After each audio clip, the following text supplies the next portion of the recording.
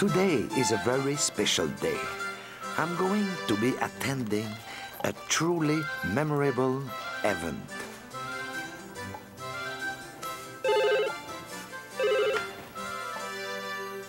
I'll be down in 2 minutes and 15 seconds.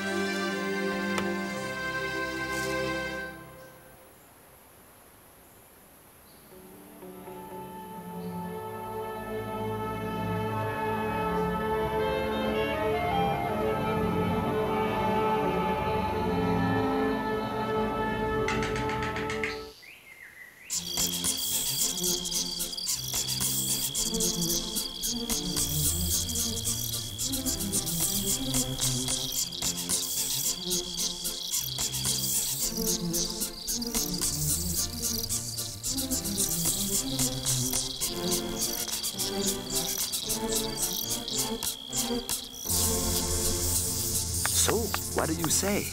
I told you it would be memorable.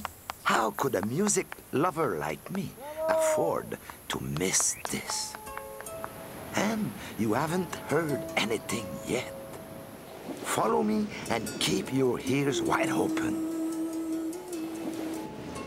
I'm taking you to the south of Madagascar, to Antandroy country, an arid wilderness where you can hear astonishing melodies, concertos for crickets and orchestra, and a veritable symphony for hexapods.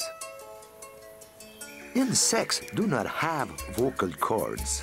They do, however, have another equally effective means of expression, the musical instrument.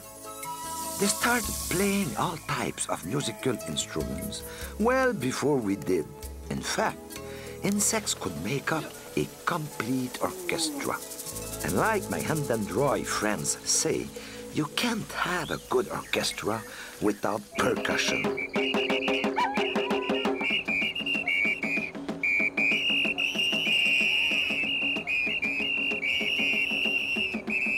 Percussion is the sound produced by the striking together of two bodies. Many insects can produce percussion sounds. Click beetles, for example, produce a click every time they jump. They have an unusual joint under their thorax that can lock and then is suddenly released. As it jumps, a peg and a socket engage, producing a sharp click.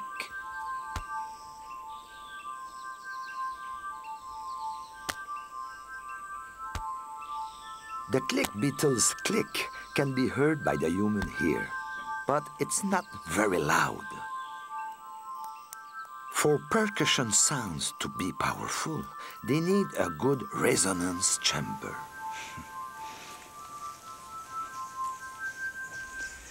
Here is a good example of insects using a natural structure to make sounds. For these hands, this leaf is not only a roof, but also an amplifier. When disturbed, the hands bang their abdomens against the other wall of their stiff nest to sound an alarm. The air pocket between the leaf and the nest wall increases the sound tenfold, so the hen can drum a distress signal. But ants are not the only insects who play percussion.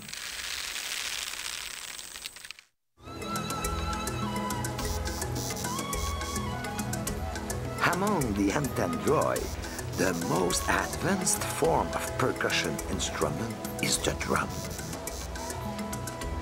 But I know an insect that has drumming in its blood.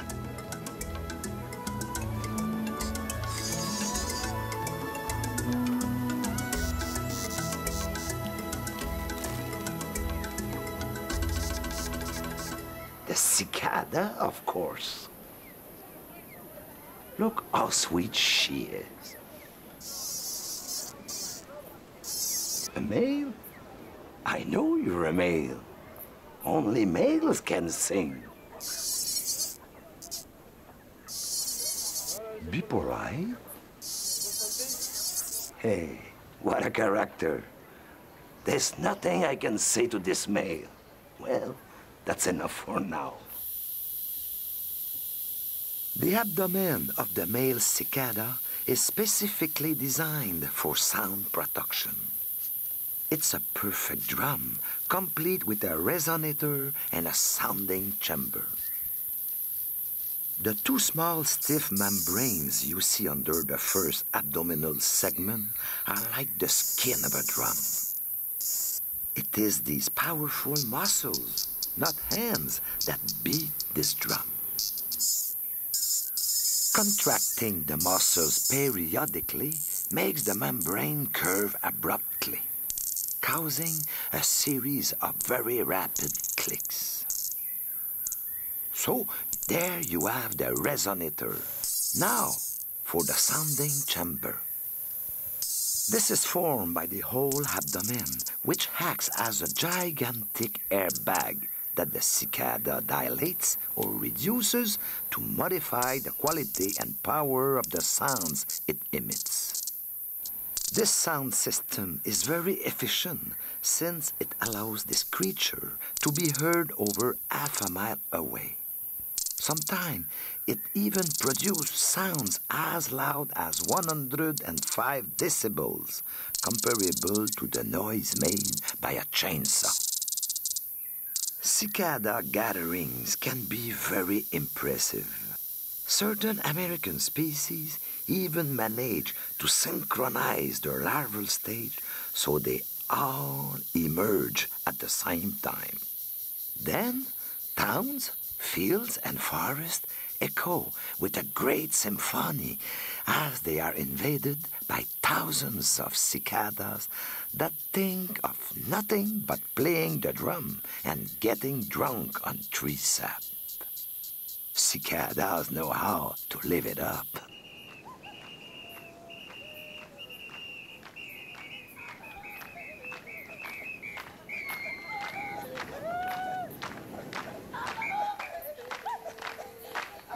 When the Endandroi have something to celebrate, drums are not enough. They also need a violinist. It's easy to find one. You just have to go where the zebus are.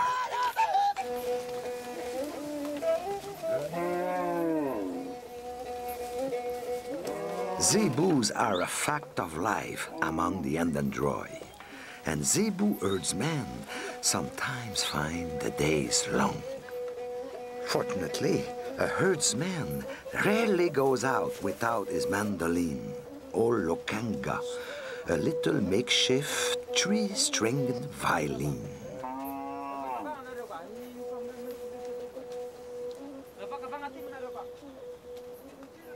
They claim these instruments can chase away evil spirits.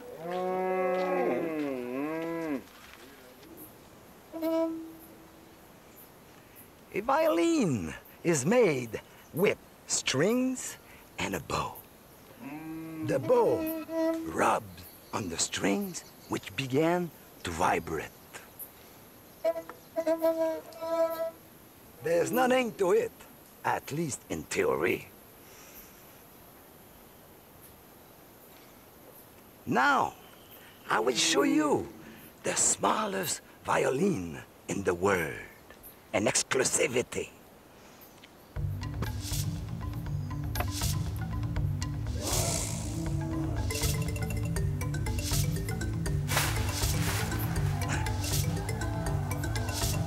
Ha! Ha!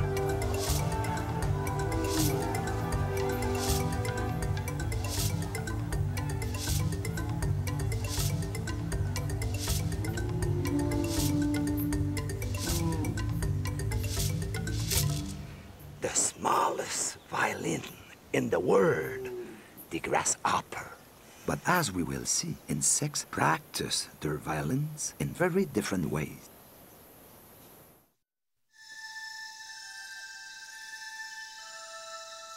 To play the violin the way insects do, you don't need a Stradivarius. You do, however, need a string and a bow. For the katydids, these two components are mounted on the elytras, the two most rigid wings on the insect. Their string is this little orange crest found on top of the round membrane. The bow is located on the underside of the opposite elytra. It's a small row of ridges aligned like the teeth of a comb. When they rub their wings together, the katydids sing naturally. This is known among entomologists as elytral music. But they are not the only insects to have a violin. About 400 different species of beetles can also make sounds this way. When they want the whole neighborhood to hear them, some insects have developed highly ingenious amplifying techniques. Crickets hold their elytra up, which creates a small air pocket that acts as a sounding box. Only the males sing, and the repertoire is quite varied, including a serenade to attract females and a territorial song to keep the competition at bay.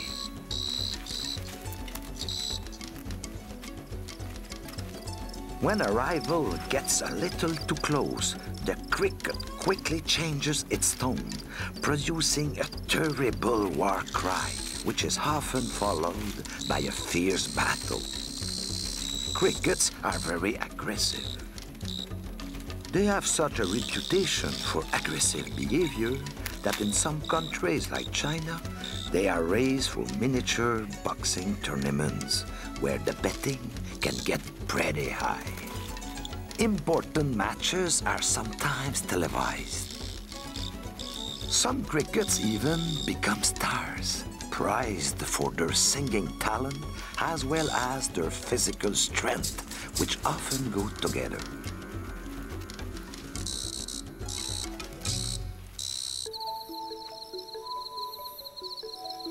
Mole crickets are less aggressive, but they are no less territorial. To project their sound, they use another amplification technique, a burrow shaped like a megaphone.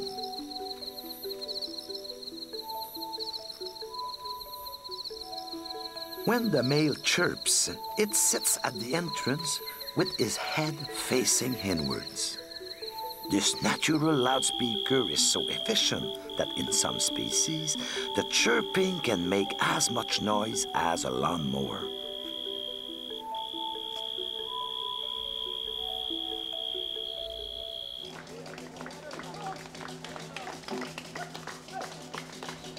Music is certainly one of the oldest means of expression used by humans, maybe even older than language. And yet, for all their ingenuity, humans themselves have not yet discovered how to produce music using their bodies alone.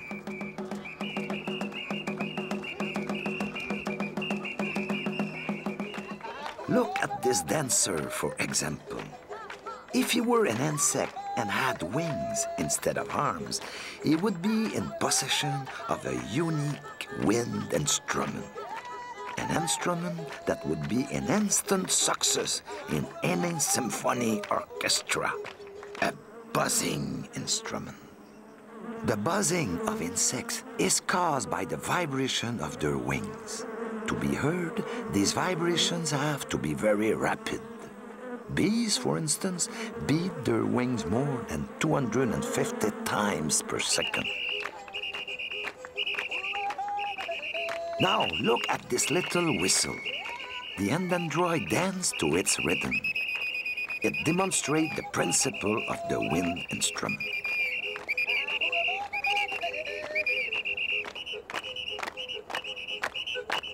The sound of a wind instrument comes from the vibration of an air column in an almost closed cavity, pierced with narrow slits that allow notes to be produced. Well, six-legged arthropods also have this type of instrument. Hiding in this tree trunk is an outstanding trumpet player, a star of Malagasy entomology prized by collectors the world over. Let me introduce you to the incredible, unbelievable, the amazing Hessian cockroach. You just have to pick up this fellow for him to blast out a few semi-quavers. The Hessian cockroach plays the trumpet by contracting its abdomen. The air, under pressure, blown out of the respiratory organs, produces 90 decibel squeal. This cockroach's female friends are mad about his free jazz, but as we will see, it's for their ears only.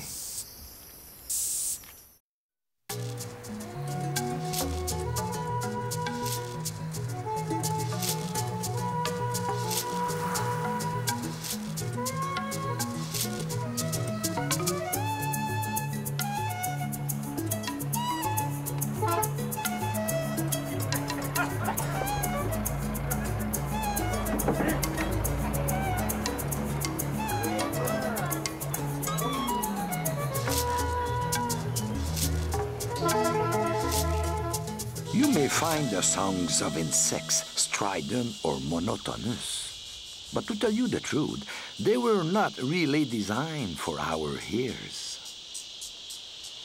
These fast, high-pitched buzzing sounds are often beyond the range of our hearing. It's like if we sped up my voice. It's like if we sped up my voice. You would hear nothing.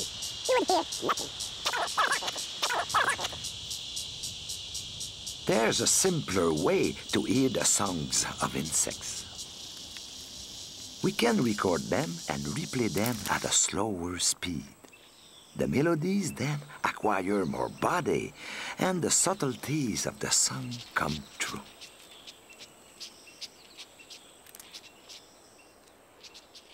Here is a demonstration.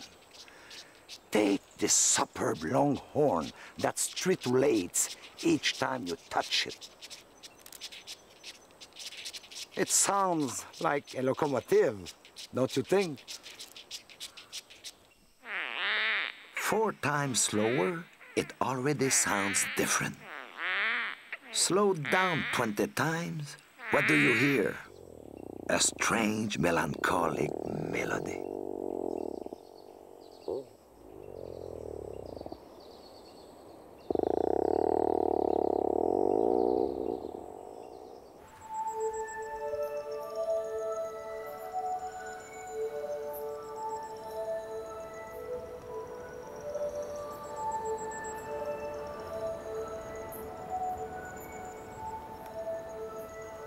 With much more sophisticated recording instruments, we could open up a whole sound universe whose existence we never suspected. In fact, many insects produce sounds in ranges completely inaudible to us. Lanternflies, for example, produce a sound that enables males and females to find one another. But their sound is in the ultrasonic range, so there's no way we can enjoy the serenade.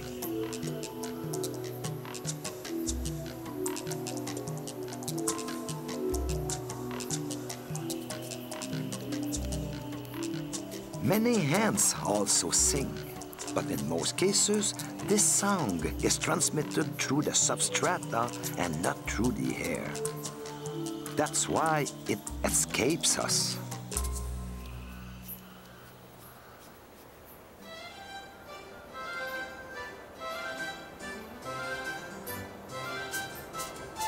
As these examples clearly prove, we hear only a tiny fraction of all the insect songs.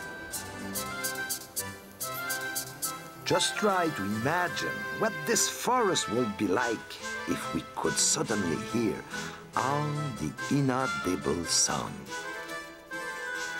We would be able to hear this incredible symphony that has been part of the vibrations of our planet for 320 million years. A majestic opera come down to us through the ages to bring us a message from time immemorial. In a word, the song of the universe.